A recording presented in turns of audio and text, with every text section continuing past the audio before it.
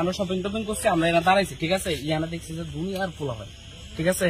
তাহলে আমি বলছি ঠিক আছে দাদা, আমরা এখানে দাঁড়াই, আমরা দাঁড়াইতে কতক্ষণ কথাবার্তা করে এসে আমরা যাবো।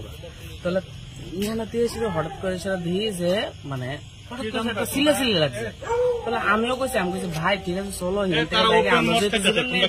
আমরা কোনো সমস্যা করে লাভ নেই, আমরা যাবো। উমা হঠাৎ করে দিই ইয়ানা তো খুব সিলাসিলি, খুব দরবার টরবার সেই ব্যবস্থা, মানে এমন এমন অবস্থা। এই ব্যাপারটা হঠাৎ করে দিই সাতটারও হয়েছে, এরপর আমরা গাড়ি পেয়েছি, আমরা ভর্তি রাখছি। আমরা অথচ কোনো কিছু না পাইছি আপনাদের, কোনো কিছু অবস্থা না, কোনো অবস্থায় না। আমরা গাড়ি বয়ে রয়েছি, আমরা কথাবার্তা করতে। কি কারণে আপনারা আমরা জানি না, লোকাল কেলিকা স্যার। আমরা লোকালে কল করতে, হ্যাঁ, তো আমরা কন্ট্রোল রুমের থেকে আমরা আইলাম। দেখি তারা মদ মাংস লইয়া গাড়ির ভিতরে মদ নষ্ট করতেছে।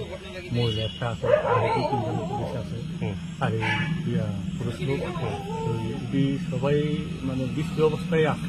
আমরা কি করতেছিল, আপনারা এসে কি দেখলেন? তারা মদ মাংস খাইতেছে আর মহিলার লগে পশ্চিম করতেছে। আচ্ছা, কতজন ছিল? 3-4 জন ছিল। আর মহিলা একজন। তাদের বাড়ি কোনখানে শুনছেন? এরকম কোন ব্যক্তির পরিচয় দিছে কি তারা?